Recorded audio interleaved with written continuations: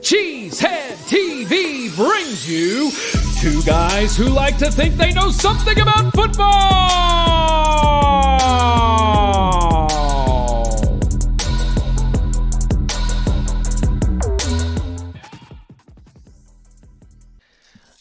Good evening, everyone, and welcome back to Packer Transplants Live. I am Aaron Nagler, and joining me, as always, is Mr. Corey Behnke, my partner here at Cheesehead TV. I'm coming to you live from Cheesehead TV, New York. Corey joins us live across the street from Lambeau Field, and we are ready to talk some Packers. What do we have on tap today, Corey?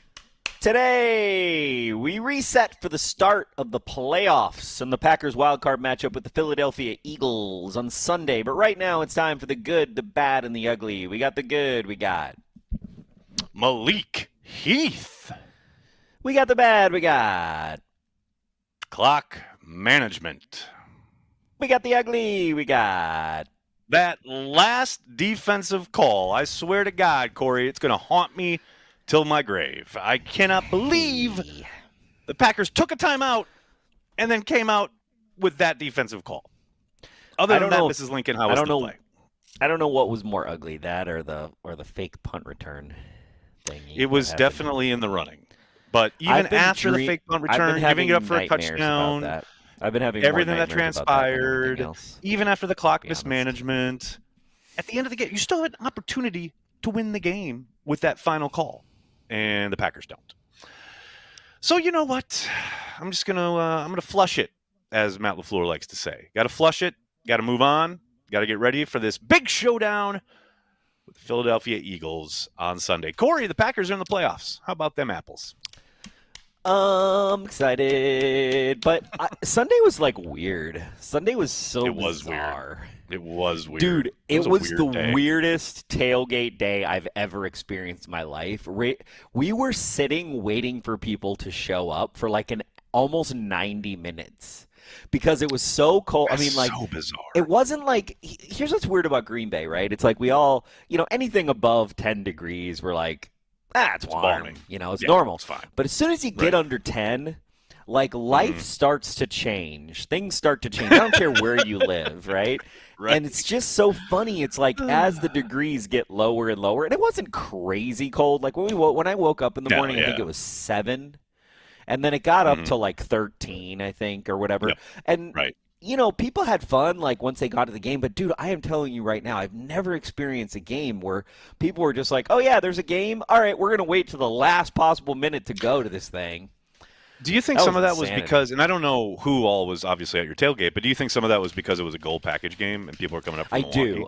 I do think gold package. I think the fact that it was the Bears and like there were a lot of selling tickets and then exactly. A lot of people that don't normally go. Yeah, we're already in the playoffs too. By the way, like not a ton hanging on that game. Yeah. Your casual fans, and this is the other thing that I've just kind of been realizing, like, I'm not going to crap on Green Bay because I love Green Bay, but there's a lot of casual fans in Green Bay. Okay, let's be real. Okay? Well, your tweet. Are you talking about the thing you overheard at the bank? That was brilliant. That was hilarious. Oh my God, that's literally like everyone. Yeah, this guy, he's like, I don't know if he was trying to hit on the bank teller or what. And I'm in line, bro, and everybody sees I'm in line. There's me and this guy, right? There's all these people working at the bank are just like, oh okay, and lines don't matter anymore. We're gonna talk about the Packers. Apparently. And this guy was just like, yeah, well, I'm worried because they have a good running attack and we don't have a very good run defense. And literally in my head, I was just like, Sir, this is a Wendy's. Have you watched the Packers this year? Like, it's one of the things they do well consistently. But that's most people. Like, if you watch anything, they do consistently well. I sent you some stuff on TikTok. Like, you watch. You did. It's just so funny. We're gonna feature one of those, Corey. Well, how many casual podcasts there are? It's like. Yeah. I hope people don't look. there's very few times in this show, in the 17 years of this show, where we're going to take one game and believe what we saw off of one game. The amount of one-game wonders, this is what I'm going to call them, in the world, there are a lot of people. They're just like, you know what? I watched this one game, and I'm going to make all of my opinions off this one game. Team. Hi, do you realize there was a season, and we played it, and it's over, and it's so true. Like, so much derivative nonsense is taken out of games that don't matter. And this is what I said 2 weeks ago. They don't matter. If you go into these games that they don't... Now, it's still hard. It still sucks in the moment. But if you go into... Once you make the playoffs and you're in... And here's the other thing. And I don't think Matt... For good reason, I don't think Matt was very honest about how he went into these two games, right? No one really asked him. No one really asked him. But I think Matt played these games as if they really didn't matter. I really do think that. I really think Matt got more out of these games than we're giving him credit for. And damn all to anybody who, you know what I mean? Like, damn all to what we think. And that's the reality. Like, I wish that people realized. I guess I realized that I spout a bunch of nonsense, and I know this. But I just feel like a lot of other people, they actually think that what they're saying matters to, the Packers or to Matt, and they just don't. It's just funny to me. Here's my thing, where I very much agree with you that, I think he was operating in a certain way that really he didn't really need to lay out or explain completely. But I will also cite the end of that game as, man, you talk about, I don't care what you were trying to accomplish. You botched the game. You had the game won as a coaching staff. You know what I mean? Like, everything that transpired prior to the end of that game was salvageable if they just make better decisions as a staff, as a collective. And so my hope is that, okay, they're going to learn from those moments, because it's not like game management, timeouts, etc. have been Matt LaFleur's forte. I think he's an excellent game planner. I think he's a really good play caller. And I think he's a really good NFL head coach. But, man, Andy Reid right now is considered one of the best to ever do it. And he spent a decade in Philadelphia getting absolutely roasted for his clock management. It's like, so you take this game against the Bears, which, to your point, didn't mean a whole lot, right? In the grand scheme of things, especially once the Commanders won, Packers were locked into the 7th seed regardless. But, man, you talk about a teachable moment and a couple of teachable moments, plural, not just for Matt, but for Jeff and for Bisaccia. I mean, all three of them showed their ass in that game. And thank God it was a game that really didn't portend a whole lot. You know what I mean? That's a learning moment, hopefully, that they can start applying here next week against the Eagles. That's my hope. I hope that too. I also saw a stat that blew my mind, that Dontavian Wicks is 53%. He has a 53, something like 53% of his thrown to or catches. Right, bro. 2 for 1 catches got to get you cut. You know what I'm saying? Like, what is going on here? I mean, go back and watch Devontae Adams his second year. Go back and watch Jordy Nelson early in his career. Did he have a 50% drop rate? That's pretty high. Dropping stuff. A lot of that came early in the season. He's been much better down the stretch here, and I think he's going to be pretty damn important on Sunday. He's going to be important against the Eagles. But you can see Bo Melton coming up more. You can see them going to other people. But Malik Keith balling out. Agreed. There's part of me that this whole thing of last season, how we were just so willing to kind of mix it up with a lot of different players, and I feel like we've kind of tried to lean on Wicks a little bit too much this season, and he's kind of showed his ass, to be honest with you, because that is a very high percentage rate. That is insanity. It was very rough to me. When I saw that rate, I was like, oh my God. I thought it was 60, 70 something maybe because of the early season, but it's trash, bro. It's trash. It can't be acceptable. We don't want to start the show on that note, Corey. We want to start on the positive. It's just a stat that I saw that showed at me that I didn't get in the script that I think is kind of important. That was my fumbling nature trying to get back into the flow of the script and get to our next segment, which is, of course, the hotness. Let's get to it.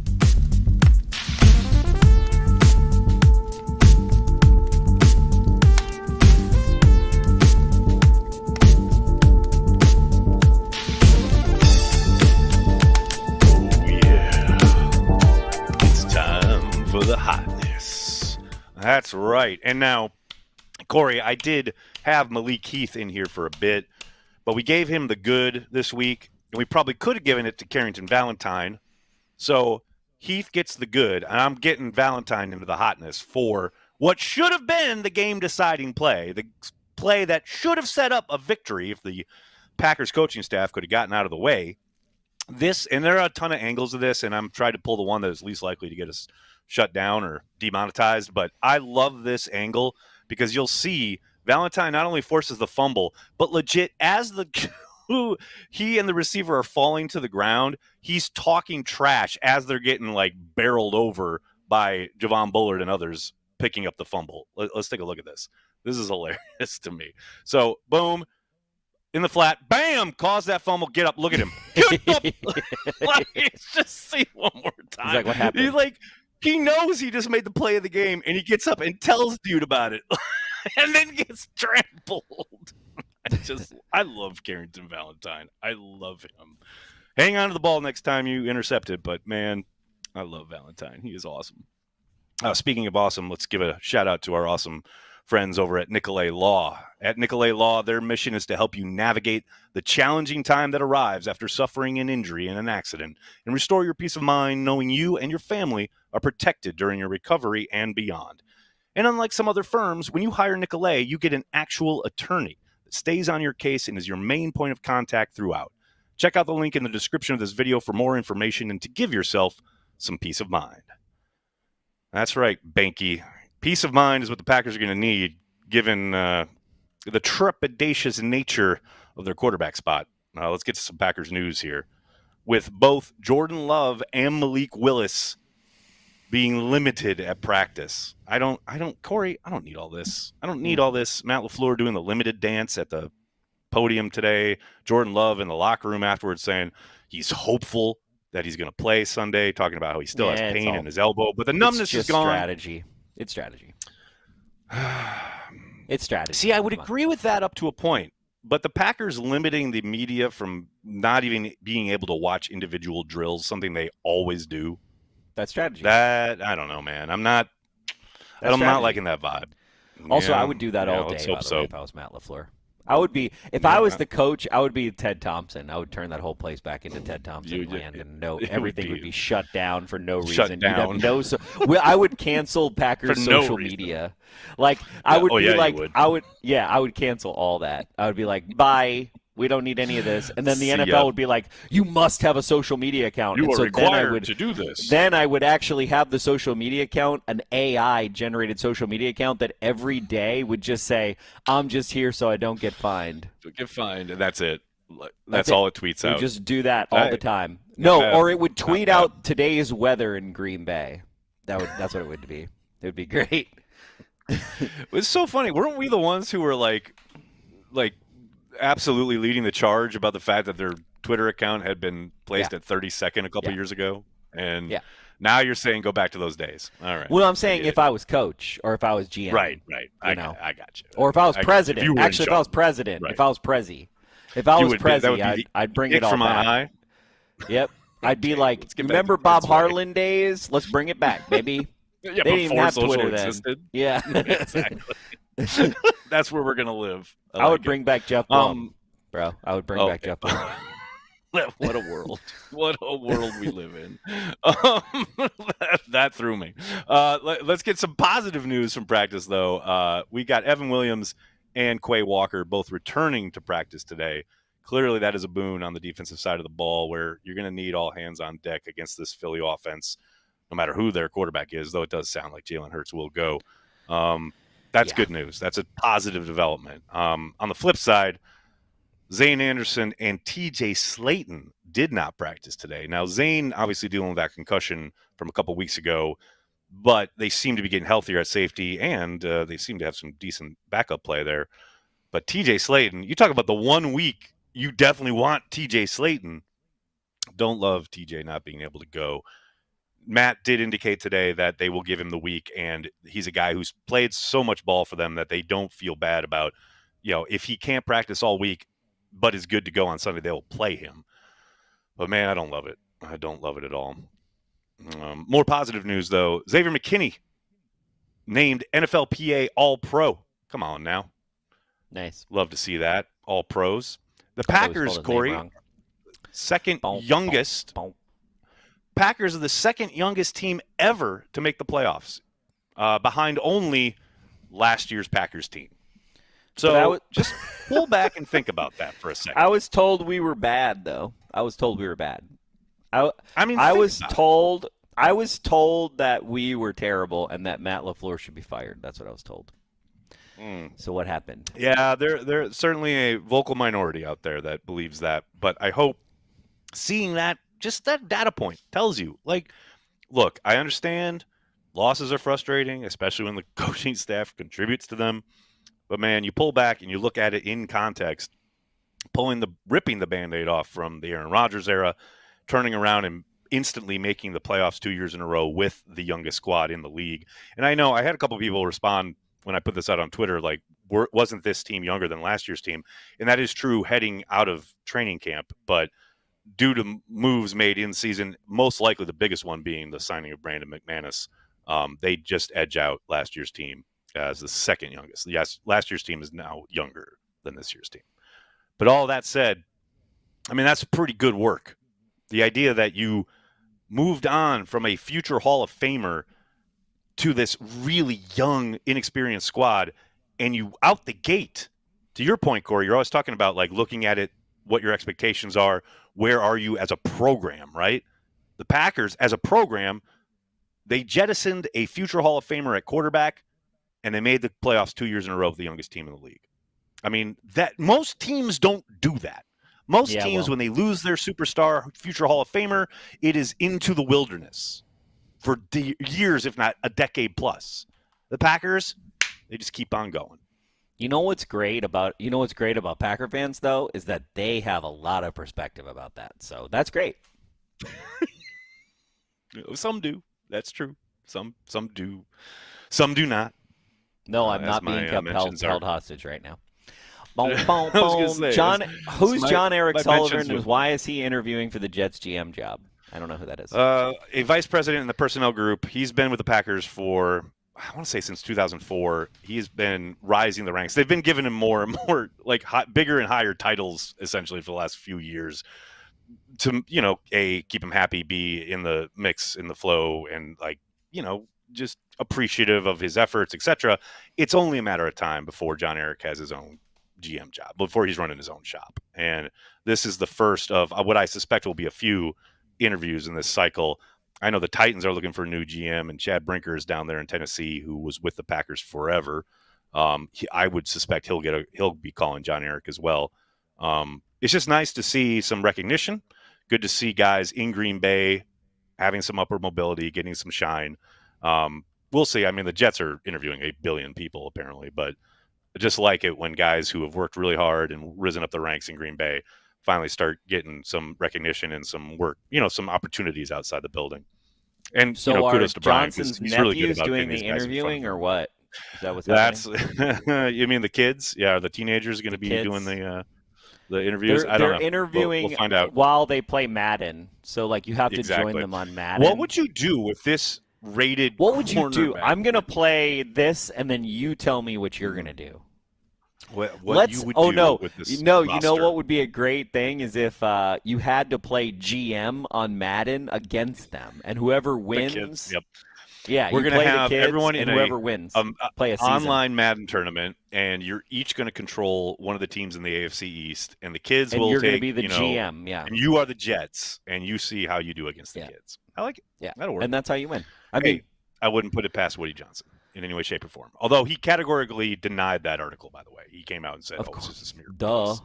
Yeah, exactly. He categorically denies that he's not a fucking idiot. Oh, I'm so surprised. So surprised. so surprised by that. It's interesting. Love it. Hi, Woody, are you a moron? No, I'm not a moron. I'm not a moron. Come on. I'm not a moron. Even though he literally said into a microphone thinking is overrated when trading for Devontae Adams. So, I don't know, man. We got some evidence. But I just want to know what's in his head when he looks back on the season. Like, what is he? How does he? What takeaways does he have when he looks? Also, you know what? That's not in here. Shout out. You know what the takeaway is? It's everybody else's fault.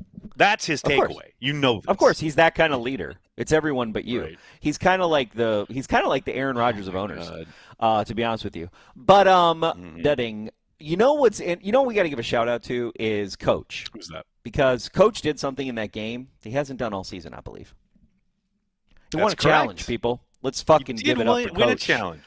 Let's go. After like 32 challenges this season, he won one.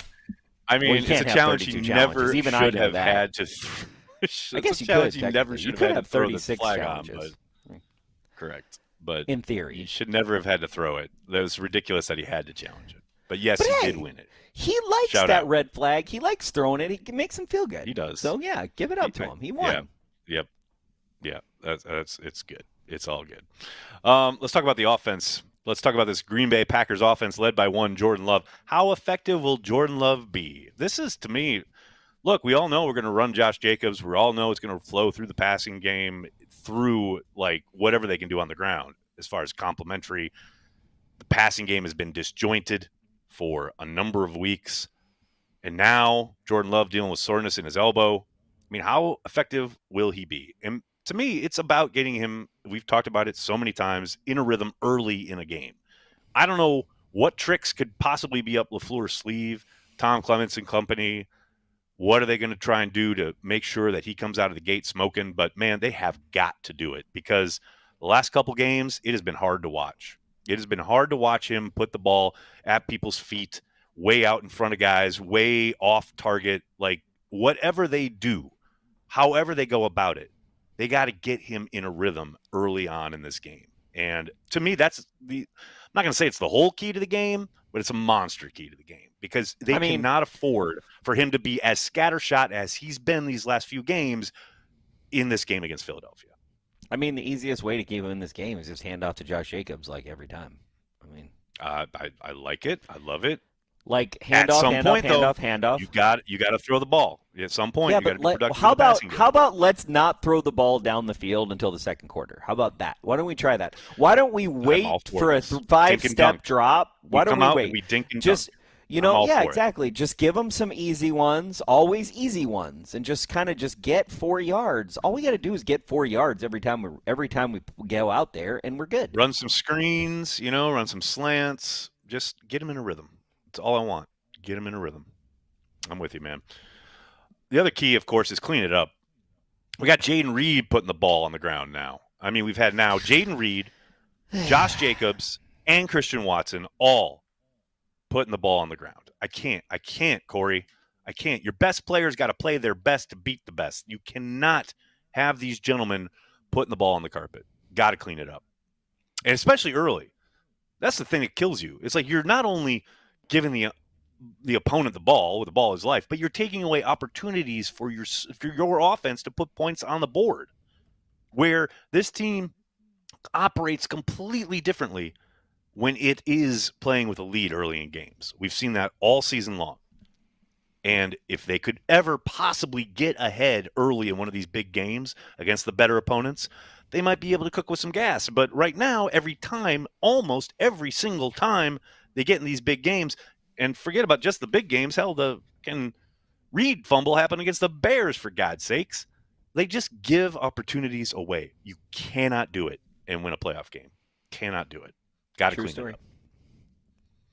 Finally, on offense, Malik Heath, he's earning it, man. I know there's a lot of discussion, especially coming off Christian Watson's season-ending injury, which is so unfortunate. You hate to see it.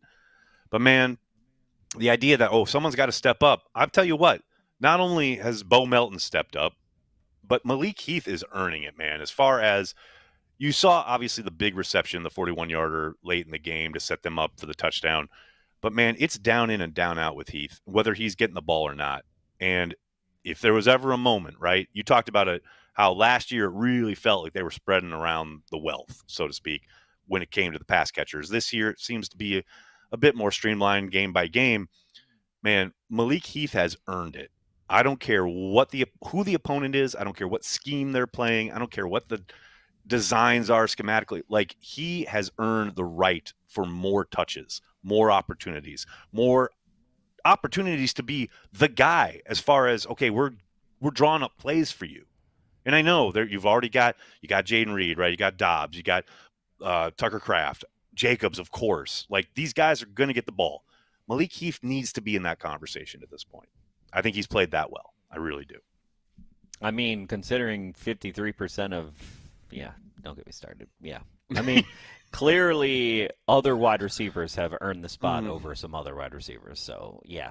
I'm not saying put him in the doghouse, but what about spreading the wealth? I just don't understand. Like, can we just go back? Can we innovate this offense into a spread the wealth offense? Like, what is taking us so long? Like, why do we just follow like San Fran and all these people? Why can't we be the innovators? Or just remember the face of our fathers. Remember, Corey, we used to love it when we would watch either like McCarthy, but you go all the way back to Holmgren, and you would see Favre or Rodgers have those, somewhere in the middle of the third quarter, start of the fourth, Fox would inevitably put up a graphic that says, Brett Favre or Aaron Rodgers has hit 11 different receivers.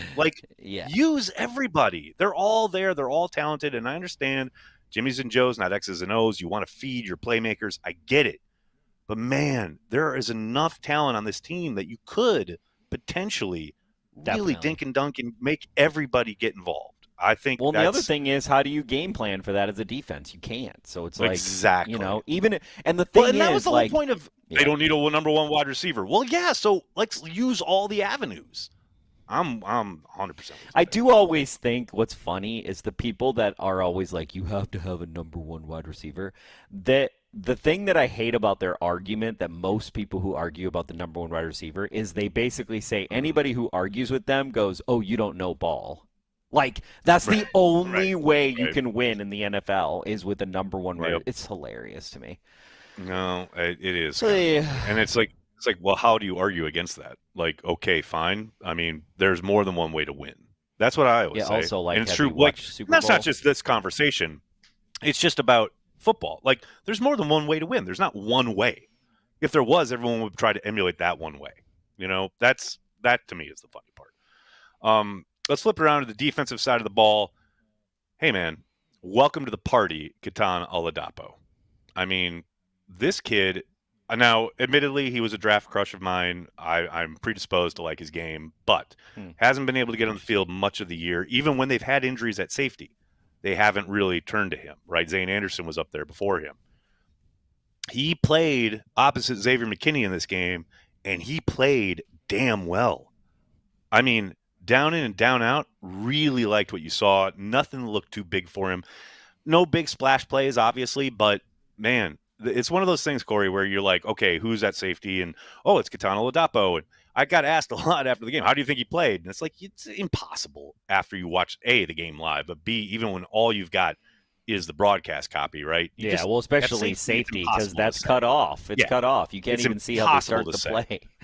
But, man, I'm telling you, you look at the coach's tape, kid played damn well, and I'm excited. Now, I think, yes, definitely want Evan Williams back there next week if he's able to go, but I don't feel as trepidatious or as, worried having seen Ketan in action this past week, because, damn, he looked good. He looked real good, and that's comforting. How does Kenny Clark have 1 sack on the season? I saw the stat. Yeah, he hasn't been as disruptive as you'd hope. I will say he's still doing a lot up front that doesn't get heralded, but given what they talked about as far as the scheme and wanting to be disruptive and shooting gaps and creating havoc, certainly haven't seen enough of that from Kenny. That is true. He gets $26 million for 1 fucking sack, bro. Maybe it was 1.5. I'm sorry. Will you care if he gets a big sack fumble in the game on Sunday? No. If he gets 1 turnover or a sack, I'll be very happy, and that'll be worth $26 million. As long as he wins. I'm all for it. But in here's a game-changing play in the playoffs. But this is crazy to me. I was just reading this article, and I'm not even going to say where I read it because I'll be ashamed of myself if I say where I read it. But then I looked it up. What the fuck is going on with Kenny Clark, bro? Like, what the hell? That's crazy to me. Like, we got to reassess. We got to think. I mean, we got to seriously look at that. Like, that's a lot. He's a big chunk of our cost on this team. That's insane. It is. It's insane. It is true. You're not getting the production you would expect. Of that, there's zero doubt. Like that's like just facts, right? I will say though, you talk to people with the team and even outside the building who work in the NFL and are scouts and are watching the tape and looking at the position. He does a ton of stuff that doesn't get isn't quantifiable, that isn't going to be kind of heralded, and it's not going to be highlighted on Twitter for certain as far as the tape breakdowns and things like that. Okay, I hear you. But is there any team in the NFL? Is there any team in the NFL right now? If he had a free agent contract next year, is there any team that would give him $26 fucking million for what he just put on the field? No. So that's crazy. This is what I was going to say. The problem is pass rush. The problem is everything I just said. There are plenty of dudes like that in the NFL who aren't getting that, who aren't part of that, chunk of change when it comes to your salary cap. So, yeah, you want more production. You definitely want more production from Kenny and more disruption. And I don't even need sacks. I don't care about sacks. I want disruption. I want plays that are going to put the opposing offense behind the sticks. I don't care if you're causing the ball to get thrown early. I don't care if you're blowing up run plays. Like, whatever you do up there at defensive tackle, be disruptive. And that's what. And I hear you that he's freeing up other guys to get to the QB, but the problem is he's freeing up LVN. Especially with the games and stunts. Sometimes, yes. The problem is and also he is part of our awesome run defense, so I'm not hating on that. Yes, but again, like, you don't pay that kind of money. I know. Well, that's the thing. You get paid, and the paradigm everyone looks through is sacks, right, and quarterback disruption. Pressures. Yes. I would take disruption if he just got penetration like every play. Exactly. I would take that. That'd be fine. Yeah. No, I hear you. It is frustrating. And I love Kenny Clark too. I just could not believe when I looked at his stats. I was just like, wait, what? Yep. Oh, look, the lights just went on. It's disappointing. Nice.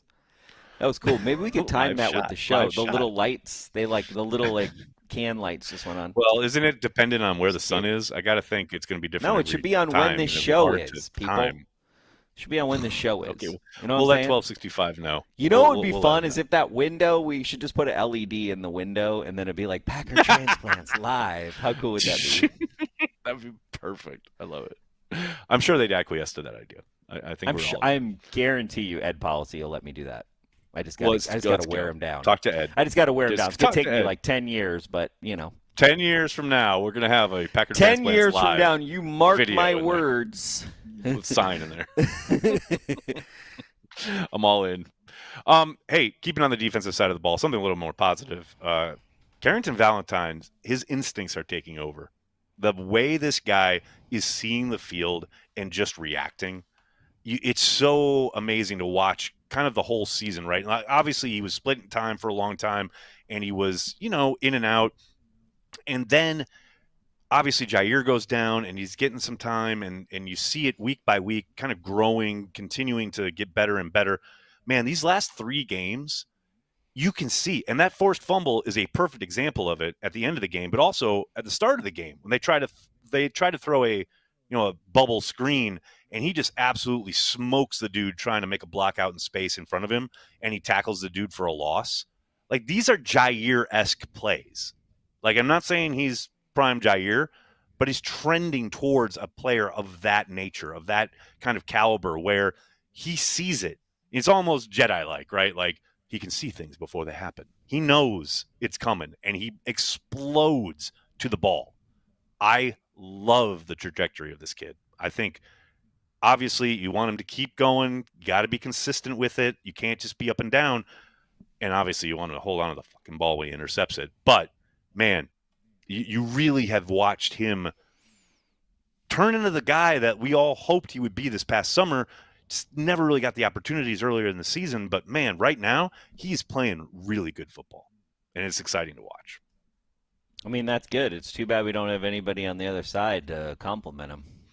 Keyshawn's playing okay as a perimeter guy. Keyshawn, yeah. But, Keyshawn's playing okay. We don't really – but Keyshawn's better in the slot anyway. I think we're going to see Bullard probably in the slot, and we'll see Keyshawn outside. And then the other component here is what is nice is they finally found the right spot for Stokes. Like, this is so funny because I've had so many people, like, tweeting me, like I had some guy email me like, oh, Stokes has got this like as far as stats, right? Or metrics as far as, oh, he's only allowed a 56 point whatever % completion rate to his, like, yeah, because he's playing like 8 snaps a game. Because they finally figured out, oh, he's our dime back. When it's an obvious passing situation, when it's 3rd and long, and we know they have to throw it, and we know we need an extra defensive back out there, yes, Eric Stokes can be effective. Down in and down out as a starting corner, disaster. Supplemental depth piece, perfect. So, yes, they found the right spot for Stokes. I'm very happy. It's like, man. Like, yes, he's playing well because he barely plays. And this is a good thing, by the way. I'm saying this is a good thing. In the draft when we took him 1st overall, we definitely had him slotted for that dime back. Hey, look. I know Brian was like, you know what? And that on my checklist, let me get this dime DB. Many injuries ago. You know there's context here. The fact that he can be even serviceable after, dude, homeboy was in a wheelchair. The fact that Eric Stokes is still on our team, I think, is a little sad, to be honest with you.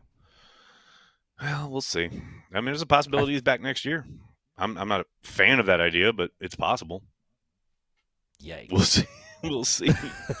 Oh, let's take a look at this matchup on Sunday. Please tell me we draft like 4 DBs and like one of them every yes, there's every chance that happens. But I'm just saying. I can't live with this. I can't live like this. I can't. I don't think Jeff Hapley can live like this. I don't know. Because, like, you bitch about that. Here's the thing. We bitch. I know, but we bitch about that goddamn formation at the end of the play, and we bitch about Hapley not being aggressive, and we can't be aggressive because we literally have 1 good DB and 1.5 good safeties. See, I don't know, man. I think 1.5 good DBs. Aaron Glenn's blown all that up, man, because it's so amazing to watch the Packers live in fear on that final play because of probably what you're talking about. Like, oh, we don't, or just their approach against the Vikings the week before. Oh, we don't have any good corners. We have to protect them. And then Aaron Glenn goes out there. Now they're playing at home. The context is a little different, but he's like, I don't care. I'm putting my corners at man. Let's go. And he fires his bullets. Like, he's just blitzing the hell out of Sam Darnold. Now, Darnold helped him out by being scattershot, but it's like, at some point, I just want a team that I want to root for a team that doesn't live in fear. I hear you. Like, if you get beat, you get beat. I totally hear what you're saying. But when we played man this season, it's not. I know we get smoked, and this is what's so funny, Corey. Here's my thing. You know how nothing was good about it. No, I we know. were like, exactly. Can we get zone, please? You can we go back to zone? That's you being smart and intellectual, but like, there's an emotional component to the game, especially as a fan, right? So, yes, it's so funny you say that because I thought of this the other day where I'm like, off of the Vikings game, I'm like, oh, I thought Jeff Hapley called a really good game because if he does exactly what I'm talking about, they probably give up 40. But man, at some point, I just like you're living in fear constantly. Like at some point. I definitely How do you just not just play your third down defense? That's where I'm at. Here's where would be a good start, right? Where would be a good start is to at least not play in fear when we're in a complementary situation. Understand where you are, right? In the Bears game, the time to risk at the end that's the time because it's like it's do or die. Like just do it, you know? So I definitely think if we could just have we will though. I feel like we've seen incremental coaching from Hapley this season. We've really seen him do things he hasn't done. I think Hapley's done a really good job. I think he's done a really good job. It's just that moment just absolutely destroyed me. But I guess my point is we've seen things from Hapley this season that we didn't see from him early and middle, right? We've seen him change He's gotten better. game. He's grown and developed. I agree. I totally agree. But what blows my mind, and we haven't really talked about it, so here we go. What blows my mind, Corey, is you come out there, that final third down, they come out, they show you their trips to the right, their single to the left, and you call a timeout. And then you come back out, they are in the same set, and you still have 3 safeties deep. And Matt even admitted, we should have had someone in the middle. No shit. And also, he said his own fucking words. Yeah, we are, by our clock, we had like 12 seconds is our cutoff. There were 15 seconds left. So why the did you violate your own rules? That final call drove me absolutely insane, Corey. Insane. Because it was like an homage to Joe Barry. It was an homage to Bob Slowick. It was like one of the worst calls I have ever seen from the Green Bay Packers on defense. And I've watched a lot of bad calls from the Green Bay Packers on defense, Corey. Yeah. I mean, to be fair, it wasn't as bad as 4th and 26, to be fair. No, but it was akin to it, right? It was similar. Not too dissimilar. It's in the world. It's in the world. Yes, it's in that But it's not the same. That was, to be honest, the worst defensive give up in Packers history. Ever in the history 4th and 26. No, 4th and 26. No question. Like, you can't beat it. Like, there's some things in that conversation, right? Like, Clinton Dix misplaying the 2-point conversion in Seattle, right? This call against the Bears. 4th and 26, though, is the all-timer. Yeah. No question. No question about it. Well, that was fun. All right, let's take a look at this game in Philly, where 4th and 26 occurred. The Packers are 4.5-point underdogs. Opened at 3.5, went up to 4.5. Corey, how are you feeling about that? Because we've talked about this a lot. You know, you got a 3-point kind of swing. Usually, you're granted 3 just for being the home team. 4.5 feels like, okay, Vegas thinks decent chance Philly has control of this game, but I will say, Packers have been good against the spread this year. Packers are certainly no pushover. And I think, this tells me it's like maybe not a puncher's chance, but this is pretty even money to me. I don't know. I'm the worst to answer these kind of questions because I'm like ultimately optimistic, but I do feel like of all the teams you match up against we match up really well against Philadelphia in a lot of ways, even with Saquon. We're kind of similar teams. A lot of, and when you look at us again in Brazil, I know Brazil is a long ways away, but we easily could have won that game.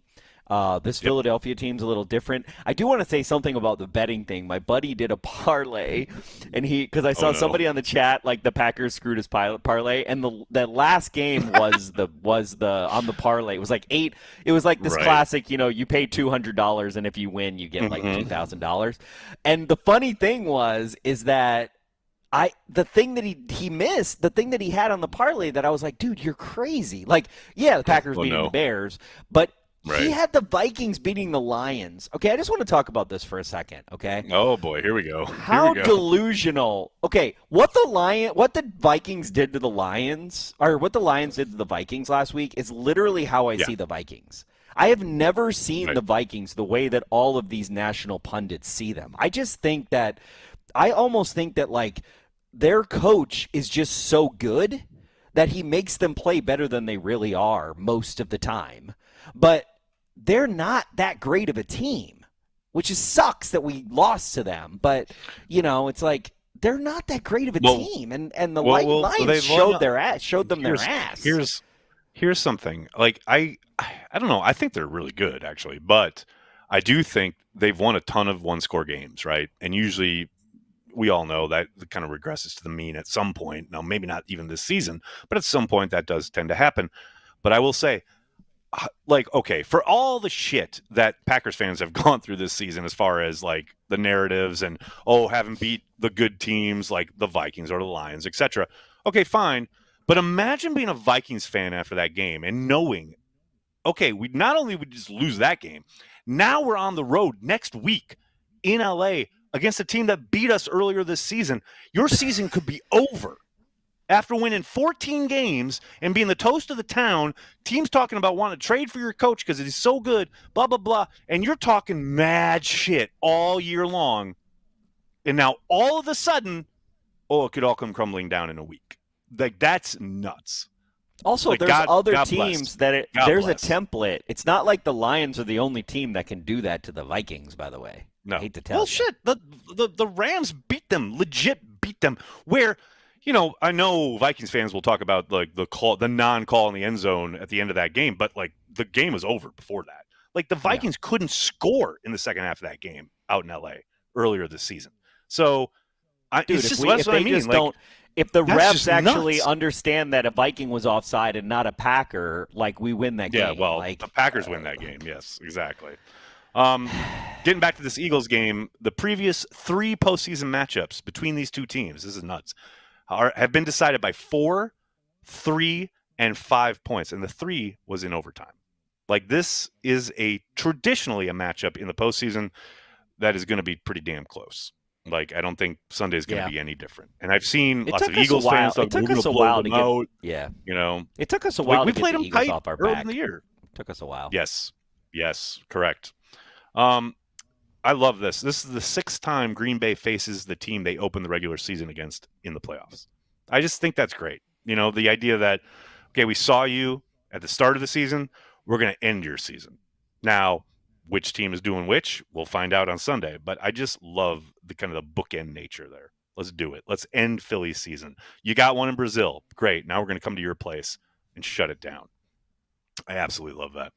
The other thing I love, you're talking about parlays, forget all that nonsense. Have some fun, people. Get on board with Prize Picks. Prize Picks is daily fantasy sports made easy. You just select 2 or more players, pick more or less on their projected stats, and place your entry. Quick withdrawals, easy gameplay, and an enormous selection of players and stat types are what make Prize Picks the #1 daily fantasy sports app.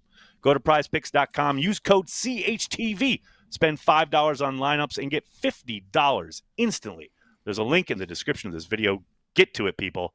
And look, we got college football playoffs coming up the next couple nights. I'll be doing lineups for all of it, both college football playoffs and the NFL playoffs. And, of course, the Packers game. I'll have that out on Friday. Send me your lineups. It's a lot of fun.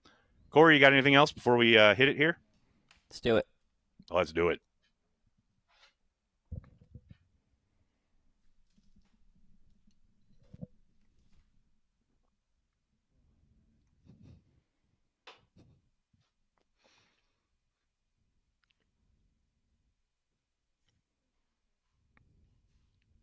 That was like a moment of zen, Corey. I will let you know. We did rehearse, and in rehearsal, I heard it. But, you know, right now, Corey, I just want you to sit with your thoughts. I mean, it's still a good animation. It's a great animation. It's a beautiful animation. So, for those of you listening later on the podcast, that was awesome. I just got to let you know. Corey, I love this shot now. You, Lambeau Field, the smoke. I always think Pope this smoke. That's the Pope smoke coming out of there. It's beautiful. That's the smoke of Mark Murphy's retirement. Exactly. That smoke is letting us know that Mark Murphy retired, you guys. It's so good. I love Hallelujah. it. Absolutely love it. Amen. Absolutely love it. Okay, first up in the blogosphere. Golly, I love this.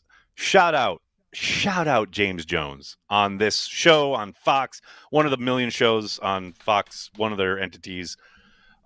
Shady McCoy tried to talk some trash, and James Jones let him know what was up. Let's take a listen. The audio issues. We got no audio. Like I said, we heard it all in the pregame, but right now we're just hanging out. We're just chilling, Corey. We're just you and me. Should we do like bad lip reading? We could just like pretend like we're saying whatever it is they're saying. All the clips we want to watch have audio, so they do. It's problematic. They do indeed. That is not great. It's not great. Well, what we can do is we can do some super chats. Let's do super chats. While we do that. While we do super chats, maybe we'll save Trevor's it later. Trying to work out. I guarantee you it's some kind of audio button that we're just not clicking. Della Whitaker. While walking to the car after Sunday's game felt like a walk of shame, I'm optimistic that the Pack can bring home the W on Sunday. Come on, Della. Look at Della getting all positive. Come on, Della. Thanks for super chat. Tradition never gets old. Asking Bears fans, so what time does your game start? Beat the freaking Eagles. There you go. Come on, Ed. Yeah, I mean, here's what I love. I love it when you're in the playoffs and then people are like, oh, we owned you in the regular season. Right. Like, only Vikings fans talk that way, by the way. Literally only Vikings fans. Because they Bears just fans so actually not know. used to the playoffs. They get it. Yeah. Like, Bears fans the Bears are like, we won! Oh, we we're won. not It's in the their playoffs. Super Bowl. Okay, They're happy. it's fine. Like, it's We done. did it. Like, exactly. They'll start talking smack Vikings fans are like, we owned you. When you realize statistically, if you actually win both games and then you see each other in the playoffs, it's not good for you. Not great for you. Mimsy. What's okay, I don't believe him, but we're being told we have audio, so why don't we go? We'll see. We'll see. Here's James Jones. Take it away. Damn. I can't hear Aaron now. We left the link with a dub. So good. So good. That was great. And you know what? I was at that game. And yes, I remember driving to Philadelphia, and like there's a picture I have where I had the Packers flag driving into Philadelphia, and I just remember, like, I have so many stories from that game, but I remember how confident the Eagles fans were. I mean, I have a video of like 200 Eagles fans going the asshole song, like asshole to me, and it was great, and it was a great time. I mean, I highly encourage anybody that's going to go. Like, it's a great time. There's nothing like. Here's the problem: going to a Packers playoff game somewhere else but Lambeau gets addicting when you win, right. and then so it got so addicting for me that it became a thing that I would do. And then in the 2000s, in the 2010s, like I did. And then all of a sudden, you were in Arizona. Thinking the Packers were all of a about sudden to win, I was in Arizona. All of a sudden I was in Atlanta. All of a sudden I was in Seattle. Right. Yep. That's tough, man. It's tough. But it's funny you mentioned Eagles fans, dude. You sent this to me on TikTok. The end of this. Okay, it's a ways to get there. But this guy is so dumb. TikTok, I can't stand this guy. I just watched another one and I was like, dude, it's just hilarious. It's the ending of this video that I find hysterical. Like, I legit, when you sent it to me, I laughed so loud. Sarah was like, "Are you okay?" I'm like, "This is fucking hilarious." Okay, let's take a listen here. The scenario to me is a little is a little too familiar. It makes me nervous because Green Bay is exactly the same position. They're a wild card team going on the road to play the NFC East champs as pretty big underdogs, and we all know what they did to the Cowboys. See, and I love Diddy. We all love Ray Dittinger. There is no reason to panic because of what the Packers did to Mike McCarthy and did to the Dallas Cowboys last season. We ain't the Cowboys, okay? We're not a loser. We're not frauds. You come to the link, game over. The Packers are not coming here and beating us. It St. Jerry's World. Okay? With that little fugazi-ass place that they think is cool to run full speed to go get their spot. They look like idiots. The link is filled with a different arrogance. It's filled with a different intensity. It's filled with just 60,000 people a mean mugging, knowing, dude, you are going to get killed. Hostile. They're super injured too.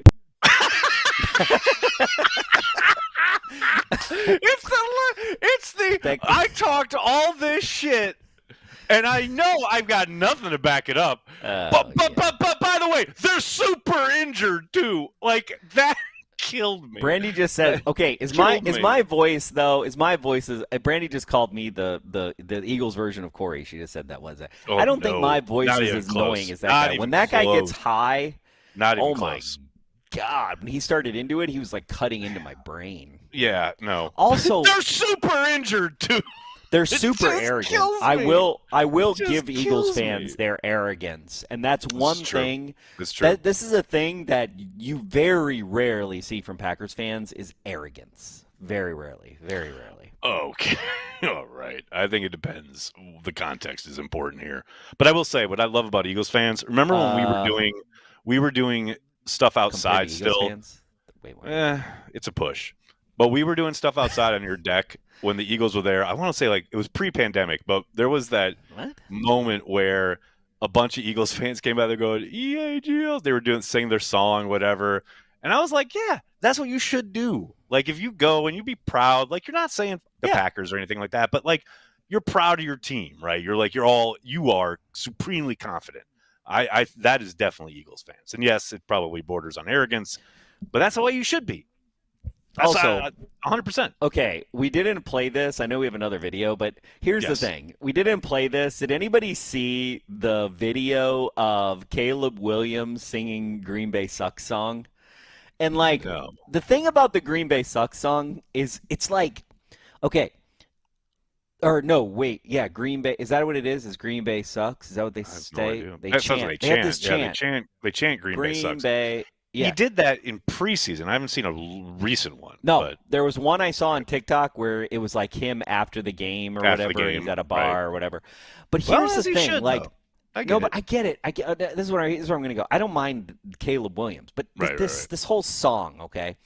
So like, okay, the Bears still Right. suck Yes. is an actual hit. Song. Yes. No, it is like A song. if you look in the Yeah. annals of, if you want to talk about sports songs, okay? Mhm. And look at that beautiful sky behind me. That's gorgeous. If you look in the annals of like sports songs catalogs, Bears Still Suck is like right up there. It's in the top 10, like Great song. sales, like Great track. singles. Like, I mean, the only song better than that song is "I Love My Green Bay Packers." Let's just be real. But And see, the it's Bears a real have their song. own. It's not The a Bears chant. have- It's not some and the- chant no, that right. somebody made. That And the that is Bears like have the Super Bowl Shuffle. Like that's their thing. They can't, but they can't rally behind that because they know they'll never be in a Super Bowl again. So it's like But they it's have just so to like funny to me. glom Like, onto why Green Bay sucks. you're the third largest city in North America, okay? Why in God's creation are you copying? Why Right. are you making a shitty copy? Okay, so you're this huge place, right? And Right. you're so infatuated with the Green Bay Packers that you have to make this shitty ass cover copy Mm-hmm. to make you feel better in life. It's so That's all they weird. got. It's so cringy. It's so cringy. Cringy really kind of describes everything going on with the Bears at the moment. Although, hey, look, shout out. They won their game on their way out the door. They'll be watching the playoffs on their couch, but they get that all off season. And that's the worst part because there is no greater moment for a Bears fan than the off season. And they are going to be pumping their chests out about that win all off season long, which is fine. You give it to them. Great. You won a game after 11 tries. So, hey, you got your one. That was your Super Bowl. Well done. And, Packers fans, just I do got to give a tradition. There is a Chicago fan somewhere that went to all 11 games. So Probably. you know what? And you know what? I'm glad they finally got to see. I'm glad they got. You know? I'm glad they got that for them. Exactly. You know what I mean? Good for Because that's a 3.5 hour drive. That's 30. That's I can't count, but that's over a million lot. hours of It's a lot. driving. That's a lot. That's like 100,000 hours of driving to like spend one moment in life to be. And happy. So you know I would what? take it. I would take it. But you know what? These Bears players and just in general, opposing players trying to jump in the stands at Lambeau. Oh, We got God. heroes in our midst. I'll just let Yes, you they know. should get, we have they should get heroes lifetime season tickets by in the way. our midst. Lifetime. Let's take a look at this. Come on, shout out to these folks. Look at this. Get the f out. The girl on the bottom, I mean, she is an absolute hero. She's not playing. Each and every one of those people, though, are heroes. Like, that's exactly as it should be. And I saw some Lions fan who was like, in response to one of these clips, was like, oh, like, that's different than Matt LaFleur, like, with the player pregame. It's like, no. The field What? is where the players exist. The stands are where the fans exist. Yeah, you didn't see And Matt LaFleur trying to you don't jump see in Matt the LaFleur stands. trying to jump in the Detroit stands or any Packers player jump in the Detroit stands because I understand for Lions fans this whole being good thing is very new, so It's they weird. aren't It's privy weird to to them. the rules of fandom It's very and bizarre for game them. itself. So they're not like with it, right? But no, yes, absolute heroes. Like, yes, if you are an opposing player and you jump in the stands at Lambeau, you 1,000,000,000% should have a beer poured on you without hesitation. And then And Lambeau I also should think- buy you a beer to replace it. Yes. And also, Lambeau should not. Anyone who kicks out a fan who does that should be fired. By the way, Yes. that's another Totally rule. agree. Totally If you agree. kick out a fan who pushes an opposing team player that's trying to jump, also like it should be illegal for an opposing team player to jump into the stands. Like it should be like I kind of like rule of the jungle no. here. I Like, think if they try I think it, Brown and they County. get We should have pushed like a out- Brown County law against it because then if Corey, we we're did far that, too litigious a society to no, begin with. We 'cause don't then, need more well, here's the laws nice like thing. that. But then if Come we on. did that, no, because what I'm worried about is, I'm worried about 1265 Right. and the NFL the NFL makes everything not fun, right? Yes, so the correct. NFL could start fining the Packers for allowing fans to do that and not kicking them out. Fans But then start if doing they had to that, turn right. around and be like, well, we're just following Wisconsin state law. Well, There you go. There you go.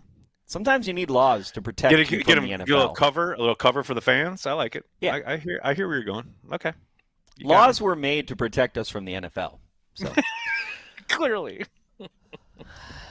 All right. What do we got from these folks on YouTube? What's going on? Mimsy, Matt LaFleur would coach smarter if he came on Transplants. I agree. Man, you'll notice it's all fallen apart since he stopped coming on Transplants. That's all I'm going to say. I mean, we gave him hell. We held his feet to the fire, and he couldn't take it, so now he never returns. That's kind of what's going on here. He wasn't ready for all that smoke.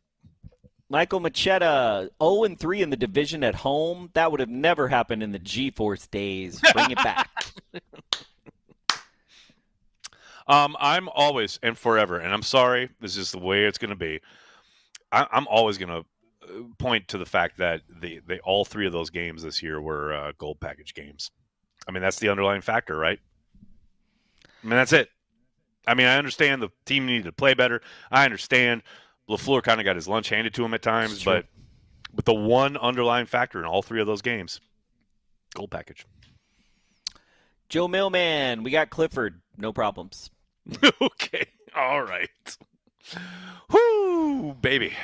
Big Red going to come in hot on Sunday if Love and Malik can't go. Jeezy Baby 43, we haven't beat a top 20 QB this year. Hopefully we can buck that trend Sunday. Yep, absolutely. But you know what? It takes all 11, and the Packers got something for it. That's what I'm thinking. Jocelyn, Williams' return moves Bullard to the slot where he's better versus deep half, then bumps Nixon outside. If no Evan Williams Sunday, I'm pouring Evan Williams. No, man, I'm telling you. Jocelyn, I'm here to tell you. Katana Ladapo is here to help. And if Williams isn't able to go, I think Bullard stays in the slot because Oladapo will be opposite McKinney. And that is a good thing. To your point, Bullard, way more effective down near the line of scrimmage in the slot than he is at safety. So I think they'll be okay. I really do.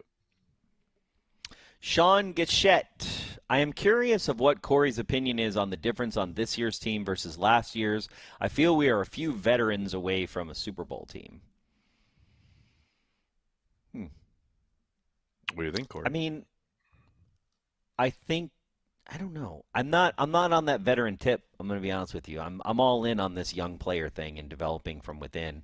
And I kind of see, I do think to Sean's point, I do think Brian will, as he always does, he tries to bring one or two vets in. Yep. He did it. He's done it for the last 7 years. This is the first time they're going to have, a significant Actual amount of money, cap space actual to actually dollars, work with. yeah. Yes. Exactly. Yeah, so I agree with that sentiment. Now, at the same time, I always think that if we get in the playoffs, anything's good. Anything can happen. Agreed. And we've learned so much this year. Has Matt and the coaching staff learned enough to be able to put one all the way through? Yeah, I look at what we did last year. We got to we got all the Divisional way. round,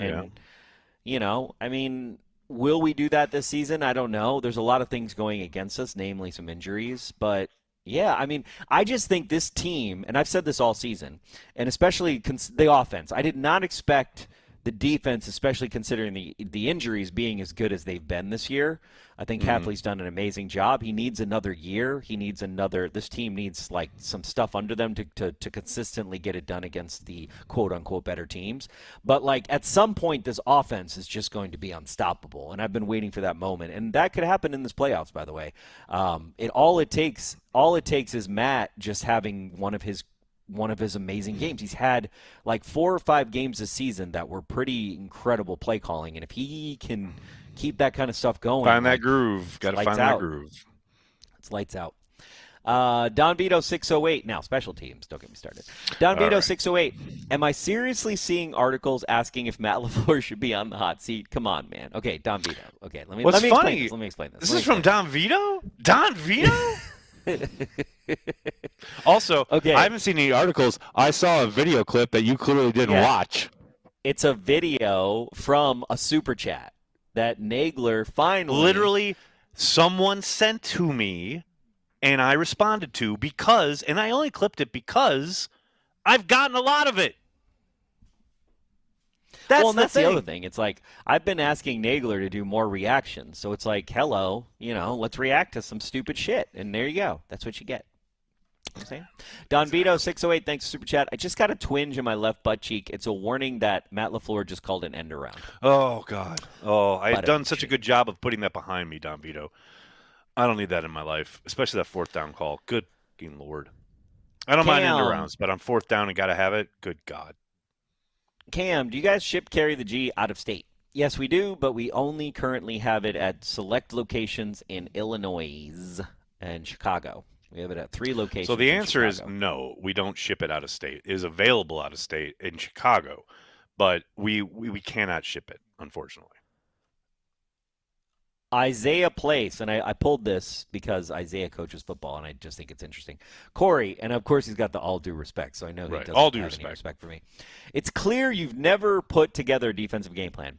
True story, I have never put together a defensive game plan. Not once. Not one time. Not even on Matt. Unlike, he just presses buttons. Unlike Doug Gottlieb, I do not want to coach a team. So there you go. Okay.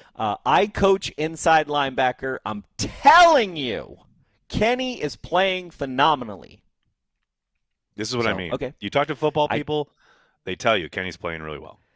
I take back everything I said, although $26 million. But that's the thing, Corey, you're not wrong in the sense that you do see what the cap hit is, the percentage of the cap you're taking up, and you say to yourself, well, okay, where's the production?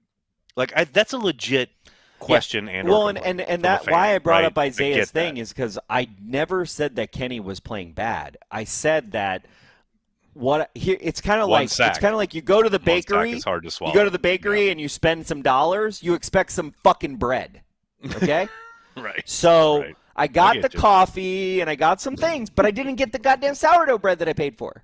You know what I'm saying? It's like I'm paying the monies. I need the monies. Again, he is playing well, as I said, and that's what I mean. I'm glad Isaiah chimed in there because, like, I've legit talked to people around the league because I'm like, I think he's playing well, but I'm an idiot, right? But people say, no, he is playing very well. It's just not showing up on a stat sheet, And so it's like, okay. And to your point earlier, Corey, he's a component in the improved run defense. That is something that, like, doesn't get talked about, and you won't be able to quantify. You're not going to be able to, like, sit there and go, oh, look at this great stop, because a lot of times he's a cog in the machine, but that machine is playing at a high level. But also, again, I will say this. This is my thing. He's also it part all of comes the back machine. to everyone viewing shit through the lens of a contract. Yes. But that's the problem. But it's a business. But it's not fucking show friends. It's show business. It's show business. So I love using quotes again. I love using your own quotes against you. The other thing I want to say about that is, I know I talked about the run defense, but guess what? When we're playing really good teams, what fucking just decides to go away for the Packers defense? What is the one thing this season? Every once in a while. Where'd the pass rush go? Hey, is pass rush here? Yeah. No. Yeah. He left. Yeah, he went to fucking Culver's. He's getting a butter. It ain't gonna be pretty on Sunday, buddy. I hate to tell you. Andrew Ware, thanks for the super chat. Jolly old Saint Nags with the beard. Why does Matt LaFleur love the 5-step drop against the Blit like flies love shit? We all know if we are in the game on Sunday within the first 2 possessions. Go Pack Go. I don't think you're wrong, Andrew. That's the thing. As far as, those first couple drives, going to tell us a lot. I agree. I very much agree. Now, look. Well, I think can they hold on to the fucking ball? To me, it's not the first couple drives. To me, it's that second quarter action where he starts to get antsy, and then he's like, "Oh yeah, it's almost like." It depends, though. It depends on the score, right? Like he gets antsy, yeah. Sometimes when they fall behind, like if they're controlling the game, if it's 14-7 or whatever, I have total confidence. But that means you've been successful those first couple drives. That's my point. But like when they've done well this year, it's because they've taken control early. I feel like Matt is kind of like a little too optimistic when it comes to how good he thinks our offensive line is at pass protection. Yes and no. I mean, they are really good. I don't think he's a pragmatist. They are really good. But I do think he needs to help his quarterback out. They're good. Also think they're good I by also tape. They're good by metrics. No, they're good. They're good. I'm not saying they're not good, but when we play quote-unquote winning teams, oh, look, Rasheed Walker getting beat. Oh, look, players that don't make mistakes making mistakes. And this is what I'm talking about. You instead of setting them up for failure and thinking you're optimistic that they're going to win out, maybe help them out. Yep, I get you. I feel you. That's what I mean about the optimism. It's like, oh, well, our guys can do anything. They're good. They're going to do a 5-step drop. Right. No, they're not. With no help, no tight end, no running back, etc. Yeah, I feel you. Well, and then you give them help, and now you don't even have the fucking dump off or the because your guy's in blocking and you got nowhere to go with the ball. Yeah, there's definitely some of that. James, I don't get it. I think I don't understand the whole 5-step drop thing. James, we're putting the Eagles back on the endangered species list. Let's freaking go, Pack, go. There you go, James. James bringing it back here. Come on, James. Cheesehead Joey. Worst Packers defensive call. 2020 NFC Championship game. Kevin King on Scotty Miller. No, the call was fine. No. Kevin King just played it very poorly. Like, it doesn't even compare to 4th and 26. Not even close. Not even close. Andrew Ware. James Jones carries the mother effing G. Thanks for the super chat. Yes, he does. Correct. True story. I'm the only. I got to get these other super chats. Hold on. I think Della just doesn't care anymore. She's just like, she's what, out. are we done with this She's show, like, or what are we doing? Colin Lesser, thanks for super chat. 1 in 10. How scared should we be for J Love's health? I'm going to say, okay, honestly, until I saw the actual video of what he said to Schneidman as far as I'm hopeful, sure, it looks like he's suppressing a smile in the video. Like, if you see the video of it, I feel a lot better. But, like, prior to seeing the video, Matt? No. Yeah, Schneidman had a video from the locker room today. Matt. And, and I was like, when he tweeted the quote out, I was like, oh, God. But after seeing the video, I'm pretty confident. Give me an 8 on the 1 to 10 scale. Okay. Matthew Wilson, gut feel. Dontavian Wicks has a big game. I'm here for it. I am here for it. I think he's going to be featured. I think this is a game where at times they'll kind of go against profile and play a bit more man just to throw a curveball at the Packers, and I think Wicks will shine. I think Wicks will get an opportunity to make some hay because of it. That's my guess right now. Yeah, man has not been good for Jordan Love this season. So well, because guys haven't won a lot of the time, and I think Wicks wins. If you play man on Wicks, you're asking for trouble, and that's where I think his skill set can really help. I'm not trying to be a negative Nelly, but the time when Wicks wins and then he drops the ball, I'm going to lose my fucking mind. I'm going to tell you. But what if he wins and scores a touchdown? I'm going to lose my mind. There you go. I'm going to lose my mind either way, but correct. If he has 53, if he drops the ball 53% of the time in this game, I'm going to lose my mind. Carl Van Beckham. Hey, guys. I watched Andy Justice the other day, and they pointed out 39 mistakes in the first Eagles game. We cut that in half. We win. I mean, it would help, right? I mean, you can go through most football games and do that, though. Like, if you go, like, whoever lost the game, you look at the mistakes they make, and they will add up. No question about it. But I also listen to Andy and Justice almost every week. That's great stuff. But also, like, that just sounds boring to watch. I don't think I can handle watching 39 mistakes the Packers made in a game. Like, I don't think I could click on that video. I'm going to be honest with you. Well, I don't think that was the video, but they did talk about it during their conversation. You know? Like, things I don't want to spend my life doing, watching the Packers make mistakes is like literally top. I think it's number one. If it's not number two, it's number one. Well, I remember earlier this season making a joke that whoever it is at Fox or whatever network that cuts up the Packers miscues during a game, they have job security for life, because it seems like there's plenty of fodder, plenty of ammunition to put those things together. That's all we got. Thanks, everybody. We good? Super chats. Appreciate Let's it. give a shout out to our friends at the Patreon community. Cannot thank you guys enough for the support, and I'm very, very sorry that we had to move happy hour from last night till tomorrow night. I was feeling like garbage yesterday. Really appreciate your patience. We will be having happy hour on Thursday night, as well as you folks here on YouTube, the Carry the G Club members that keep happy hours and watch parties a lot of fun. Cannot thank you enough for the support. It really does mean a lot.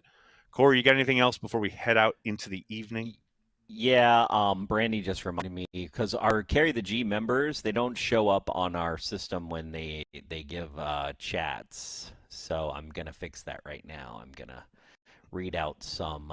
Give me 1 second. Carry the G's? Some Carry the G's? Some Carry the Jeezys. Carry the Give me 1 Jeezys. second. Actually, I got this little cool feature, and I should have remembered that, so somebody remind me of that one day. I will. But I do want to shout out our Carry the G members. Brandy, take the ball first, long drive, touchdown, have the Eagles work through their rust. If they have any, this is the game for that alpha mindset from LaFleur. Ooh, I like it. I like it. And what's so funny is that, like, people for years, like, bitched about LaFleur deferring, and now he takes it all the time, and people are bitching that he doesn't defer. It just proves and underlines the point, like, you're damned if you do and you're damned if you don't as a coach. Yep. Like, do what you want. And I like that he takes it. Just stop putting the ball on the fucking ground. That's what I'm saying. Yeah, that's all I got. Thanks, everybody. Appreciate it. Wonderful. Thank you, everybody. The support. We'll be back next week, win or lose. It's going to be a lot of fun. We'll see you on Watch Party. We'll see you on Happy Hour tomorrow night. That'll do it for this episode of Packer Transplants. We'd like to thank everyone who makes Cheesehead TV part of their daily Packers routine. We are and will always be devoted to Green Bay Packers fans worldwide.